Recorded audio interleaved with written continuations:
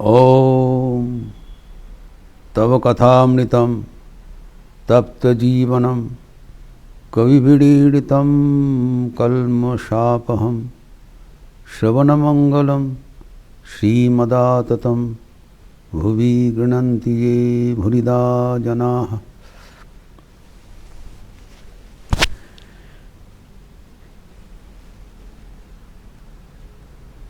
नरेंद्रनाथ प्रमाण के बारे में बोल रहे हैं। ईश्वर को ईश्वर है ये प्रमाण होना चाहिए। और हम लोग देखे हैं कि अलौकिक विषय में शब्द प्रमाण अर्थात शास्त्र प्रमाण सर्वोच्च है। ये भी हम लोग चर्चा किए हैं कि हमारे हिंदू धर्म में श्रुति एवं स्मृति दो प्रकार का शास्त्र है। श्रुति अर्थात जो श्रुत हुआ है। कहाँ से श्रुत हुआ है? स्वयं ईश्वर से। ईश्वर की वाणी है, वो है वेद। इसलिए इसको कहा गया है अपौरुषेय। वेद का कोई ग्रंथकार नहीं है, वेद किसने लिखा नहीं। इसलिए जो जहाँ पर लिखेंगे उसके सीमा होना संभव, उसमें गलती होना संभव, लेकिन स्वयं ईश्वर की वाणी। और स्मृतिकार वेद को स्मरण करते हुए अपना अपना विचार दिए हैं। वो कॉन्टेम्पोरेरी रिलीजन, समसामयिक धर्म है। जब वेद और श्रुति एवं स्मृति में विरोध होगा, वेद को माना जाएगा। और हम लोग देखें कि जो हिंदू धर्मावलंबी है वो सब वेद को मानते हैं। इसके लिए ये जो जितने दर्शन है उसको आस्तिक का दर्शन कहलाता है। इसमें ईश्वर नहीं भी मान सकते हैं, लेकिन वेद को प्रामाण्य मानेंगे। जो षड दर्शन है, उत्तर मीमांसा, पूर्व मीमांसा, वेदांत एवं मीमांसक जो वेद का कर्मकांड मानते हैं वो है पूर्व मीमांसा। और उत्तर मीमांसा वेद का अंत, वो ज्ञान कांड है। ये दो दर्शन है प्रधान दर्शन। उसके आगे सांख्य एवं पातंजल। सांख्य संख्या के ऊपर निर्भरशील है, पुरुष, प्रकृति, 24 तत्व इत्यादि। लेकिन इन लोग कहते हैं ईश्वर असिद्ध है, ईश्वर को माना नहीं, प्रमाण करना संभव नहीं है। जबकि पातंजल, इसका जोड़ी, ईश्वर को मानते हैं।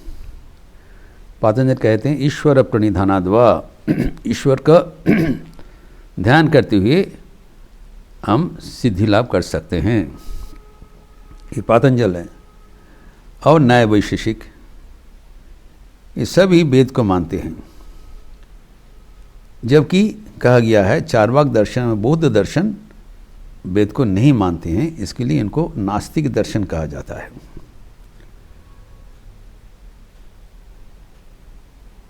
तो अभी जो वेद का जो व्याख्यान है, शास्त्र का जो व्याख्यान है, वो नाना प्रकार का है। इसीलिए नारायण कहते हैं, नरेंद्रनाथ यहाँ पर कह रहे हैं कि शास्त्र का अनेक प्रकार का व्याख्यान हुआ है। एक एक व्यक्ति एक एक किस्म बोल रहे हैं, तो किसको ग्रहण करूं, कौनटा लो? मास्टर यहाँ पर उल्लेख किया है, नरेंद्रनाथ की इस समय उम्र है 22 साल 4 महीना। इतने छोटे लड़का है, इसका जो ज्ञान का परिधि देख लीजिए। पूरा जो हिंदू धर्म का शास्त्र राजी मंथन कर लिया। और न केवल हिंदू शास्त्र, दूसरा शास्त्र भी पढ़ लिया। Is mastered in such in tender as everything. What A tremendous talent and meritorious person.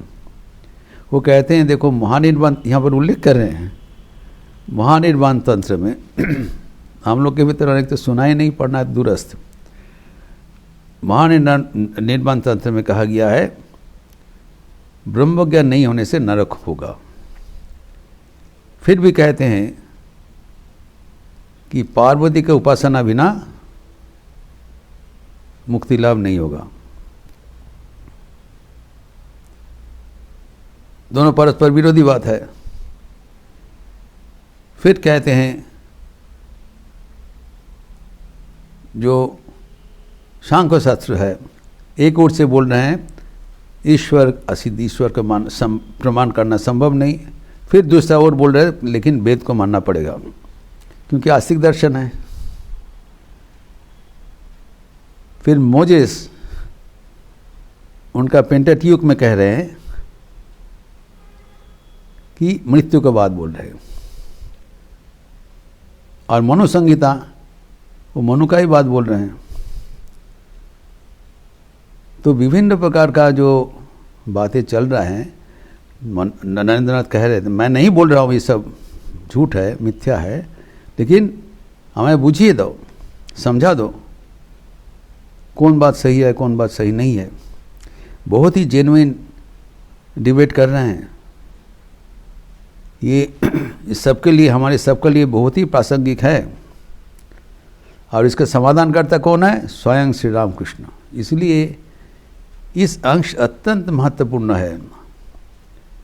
Narendranath is taking out the genuine question on behalf of us all and presenting it in front of Sri Ramakrishna for his final solution. Golden solution देंगे ठाकुर, जो हम चर्चा करेंगे। पहले प्रश्न सही ढंग से समझ लेना जरूरी है। और नरेंद्रनाथ अविश्वास एवं जो विचार का शीर्ष में बैठे हैं। कोई विश्वास का तरंग में फंसने वाला कोई इमोशनल व्यक्ति नहीं है। इट में sound rude and rough, but that is the hard reality. तो नरेंद्रनाथ कह रहे हैं वाइट लाइट, सफ़ेद जो रश्मि है, रोशनी है, वो जब लाल शीशा के भीतर से आते हैं वो लाल दिखाई पड़ रहा है, और हरा शीशा के भीतर आने से हरा दिखाई पड़, it will passes through the red glass, it appears red, और ग्रीन ग्लास हो लगा तो वही लाइट, सफ़ेद लाइट ग्रीन दिखाई पड़ेगा। अर्थात जो शास्त्र का वाणी, एक एक व्यक्ति अपने अपने जो शीशा का रंग है, मन का रंग है, व्याख्यान का रंग है, but the color of the interpretation has presented the same truth in various ways, which is to be accepted. शब्द प्रमाण तो है। तब ये कन्फ्यूजन की बात है। तब एक भक्त यहाँ पर बोल रहे हैं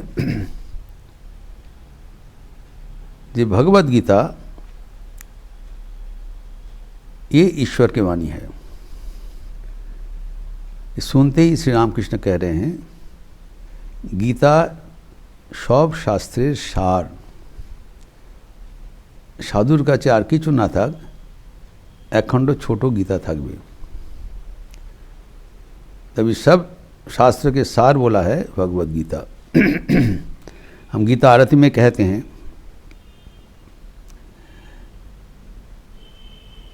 सर्व शास्त्र की स्वामिनी, श्रुतियों की रानी, जय भगवद गीता। सारे श्रुति शास्त्र का रानी है एवं सर्व शास्त्र के स्वामिन है भगवद गीता। ठाकुर इसको एंडोर्स कर रहे हैं। तो भगवद गीता सर्व शास्त्र का सार है। इसलिए भगवद गीता यद्यपि स्मृति शास्त्र है, इसको पंचम वेद कहलाता है क्योंकि ईश्वर की वाणी है। यद्यपि भगवद गीता व्यासदेव से लिखित हुआ है, लेकिन ईश्वर के वाणी माना जाता है डायरेक्ट। ये कहा गया है श्रुतियों की, एवं ठाकुर इसको एंडोर्स किया है, कंफर्म किया है। तो अभी जो गीता का जिसे पंचम वेद कहा गया, अभी वर्तमान में जो श्री रामकृष्ण वचनामृत कथामृत, अभी इसको षष्ठ वेद कहलाता है। गिरीश चंद्र को प्रणाम करते हैं। वेद रूपी श्री रामकृष्ण को प्रणाम, वेद का रूप है। तो अभी एक वक्त फिर बोल रहे हैं श्री रामकृष्ण को बोलने के बाद, गीता श्री कृष्ण बोले छिन, स्वयं श्री कृष्ण इसको बोला है। नरेंद्र बोल रहे हैं श्री कृष्ण बोले छिन ना, ये बोले छिन। अभी ये बांग्ला को थोड़ा समझना पड़ेगा। इसका मतलब है ये एक अवज्ञा सूचक मंतव्य है। अरे श्री कृष्ण बोले छिन, कौन बोला है, कैसे पता चले? इसको अनुवाद किया है इन लोग, श्री कृष्ण की वाणी है ना दूसरे किसी की वाणी है, लेकिन उनका जो मंतव्य है ये वो नहीं है, एक अवज्ञा सूचक मंतव्य है। ये कैसे पता चला श्री कृष्ण बोला है? प्रमाण तो नहीं है, विश्वास का बात नहीं बोल रहा है।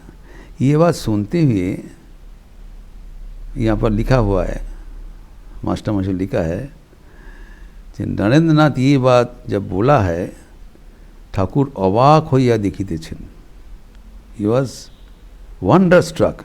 ये बात नरेंद्र नाथ बोल रहे हैं। अर्थात कौन अविश्वास का शीर्ष में बैठते हुए बहस चल रहा है, ठाकुर उसको समाधान करेंगे। नाराजगी नहीं है, he wanted that everything should be made clear by the share clarification of our thoughts. इस बार ठाकुर उनके समाधान दे रहे हैं कि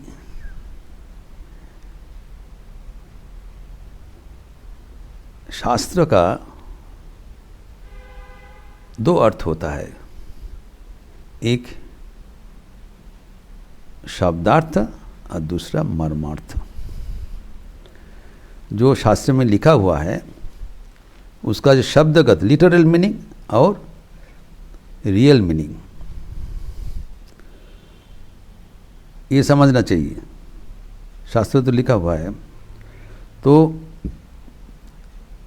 जैसे कि कहते हैं कोई चिट्ठी लिखा है, ठाकुर कहते हैं कोई चिट्ठी लिखा है, तो चिट्ठी जो लिखा है, जो लिखित वस्तु है, वो है शब्दार्थ, और जो चिट्ठी लिखे हैं उसका मुँह का वाणी है मर्मार्थ। ये लेखक अगर स्वयं कुछ बताते हैं तब वो उनका स्पष्ट मत होगा, उनके लिखा हुआ वाणी में मत पार्थक्य हो सकता है, इंटरप्रिटेशन। जैसे कहा जाता है कोई बच्चा ने माँ को पास एक लड्डू खाने के लिए प्रार्थना कर रहे, जिक्र कर रहे, माँ देने के लिए तैयार नहीं है, तो माँ कहते हैं ठीक है ये जहर है, तू जहर खा, विष। माँ ने ये नहीं कह रहे हैं जो लड्डू विष है, लेकिन उनको वो समझाने के लिए कहते हैं ये विष तुल्य है तुम्हारे लिए, ये नहीं लेना चाहिए। उसका मर्मार्थ तो ही नहीं है जो बच्चा वो लड्डू खा के मर जाए। मर्मार्थ है वो विष तुल्य परित्याज्य है बच्चा के लिए, लेकिन शब्दार्थ से नहीं पता चलेगा। तो ये चिट्ठी का बात पढ़ते हुए ठाकुर कह रहे हैं इसमें हमें समझना चाहिए जो हमारे शास्त्र है उसमें सर्वोच्च क्या है, जो भगवान का वाणी है। जैसे वेद ईश्वर की वाणी है, अपौरुषेय है, जैसे भगवद गीता वचनामृत। नाउ इसीलिए ठाकुर कहते हैं यहाँ पर बोला है, इसलिए जो हम माँ के जब तक मुँह से वाणी नहीं सुनता है उसका विश्वास नहीं करता हूँ। वो ईश्वर का मुँह का वाणी उसको मर्मार्थ रूप से ग्रहण करते हैं। यह असलियत बता दिया। जब तक ईश्वर का दर्शन नहीं होता है तब तक हमें शब्दार्थ लेकर ही संतुष्ट रहना चाहिए। मर्मार्थ तो तभी पता चलेगा जब ईश्वर स्वयं हमें उसको परिष्कार कर देंगे। ठाकुर कहते हैं जब तक माँ की वाणी नहीं सुनते हैं, नहीं मानते हैं, नहीं सुनते हैं, तब तक हमें लोई ना, आई डोंट एक्सेप्ट। मैं उसको ही ग्रहण करता हूँ जो साक्षात माँ के मुँह से निकलता है। दिस इज इस जांच प्रक्रिया उन्होंने बताया। और वो पढ़कर ये ज्ञान नहीं मिला। उन्होंने कहा साफ, जो गीता वेदांत में जो लिखा हुआ है आप मुझे बता दीजिए क्या लिखा है। मुझे इतना पढ़कर हमारा कोई ज्ञान नहीं है, तो सार जो है मतलब बता दीजिए। तो वो कहते हैं माँ ने मुझे बता दिया। गीता का सार है त्याग, उल्टा करके जो होता है तागी, और वेदांत का सार है ब्रह्म सत्य जगत मिथ्या। ये समझा दिया, ये सार है, यह है मर्मार्थ। और इसी बात को नाना प्रकार से व्याख्यान किया गया है। तो यह है सार चीज़ जो हमें चिट्ठी का जो लेखक उससे जान लेना जरूरी है, वही मर्मार्थ होगा। नहीं तो जब तक वो नहीं होता है हमारे सामने, जिसको ईश्वर दर्शन नहीं हुआ है, वो क्या करें? वो ईश्वर के वाणी युक्ति सहकार विचार करेगा एवं साधन भजन करते हुए ईश्वर के दर्शन के लिए प्रयास करेगा। और जब तक दर्शन नहीं होगा तब तक ये वाणी हमें शब्दार्थ रूप से ही ग्रहण करना चाहिए। मर्मार्थ के लिए भगवान का दर्शन के लिए इंतजार करना चाहिए। ये तर्क विचार से इसका समाधान नहीं हो सकता है। तो ठाकुर जी कहते ईश्वर दर्शन ही जीवन का उद्देश्य है, ये इसका बात मर्मार्थ है। जब तक हमारे अनुभूति नहीं होगा तब तक हम इस विषय में आखिर सिद्धांत नहीं जान पाएंगे। और ठाकुर यहाँ पर स्वयं उपस्थित होकर इसको व्याख्यान कर रहे हैं। और इसकी फिर आगे भी चर्चा चलेगा, उसका विस्तार हम अगले दिन करेंगे। ओम शांति शांति शांति। हरि ओम तत्सत। श्री राम कृष्णार्पणमस्तु। आज क्रिसमस डे है, 25 दिसंबर। सबको क्रिसमस को बधाई। Merry Christmas to you all.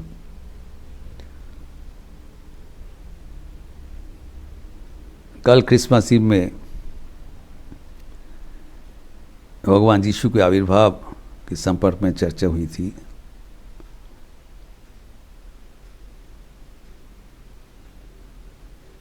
The relevance of the advent of Jesus Christ in our life today। और ये भी चर्चा हुआ था the significance of धुनी उत्सव in our life। आज 24 दिसंबर धुनी उत्सव हुआ था, उसके बारे में चर्चा हुआ था। आज हम लोग मठ में भगवान यीशु की क्रिसमस कैरल मनाएंगे। और आज शनिवार भी है, काली कीर्तन होने का अवसर है। तो संध्या आरती के बाद एक काली कीर्तन होगी, उसके उपरांत क्रिसमस कैरल होगा मंदिर में। कल भी हुआ था और आज भी होगा। इसके लिए भी सबको दिया जाएगा। हम लोग सब मिलकर क्रिसमस कैरल में योगदान करेंगे। आप लोग अच्छा रहिए, स्वस्थ रहिए, आनंद में रहिए। नमस्कार।